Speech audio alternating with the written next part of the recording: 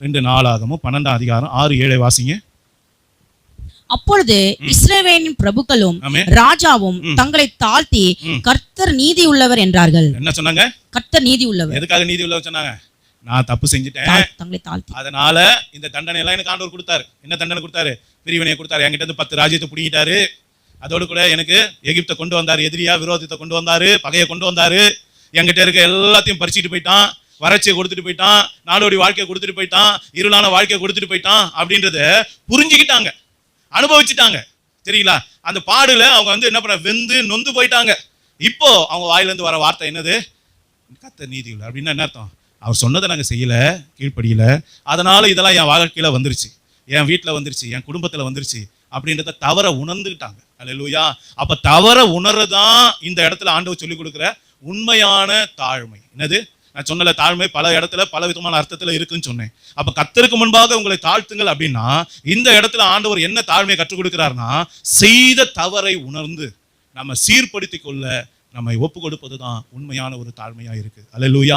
இங்க ரெகொபெயாமும் அவனுடைய ஒட்டுமொத்த ஜனங்களும் தாங்க செய்த தவறை உணர்ந்து தங்களை தாழ்த்தின போது, மன்னிப்பு கேட்ட போது, மனம் திரும்பின போது, ஆண்டவர்கிட்ட ஒப்புரவாகும் போது ஆண்டவர் அப்புறம் தான் சொன்னாரு. என்ன சொன்னாரு?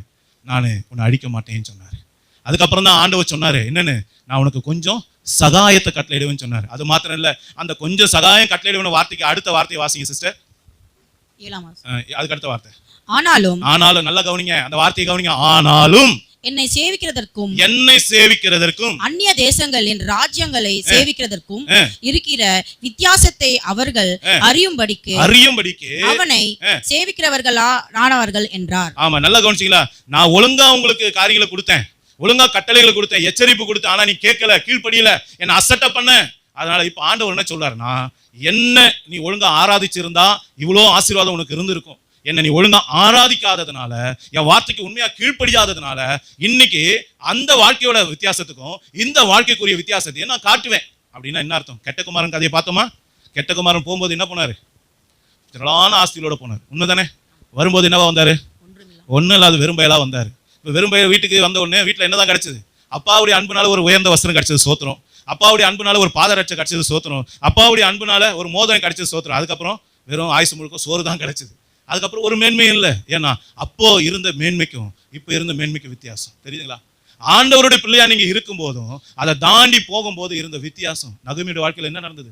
போகும்போது சம்பூர்ணமா போனா, வரும்போது வெறும்பையா வந்தா, கசப்பான வாழ்க்கையோட வந்தா. யோசிச்சு பாருங்க. அந்த வித்தியாசத்தை காட்டுவேன்னு சொன்னார். வித்தியாசம் காட்டணுமா? நமக்கு வேணுமா? எல்லாத்தையும் இழந்துதான் வித்தியாசத்தை பெற்றுக்கொள்ளணுமோ? சொல்லுங்க. தங்கலாம்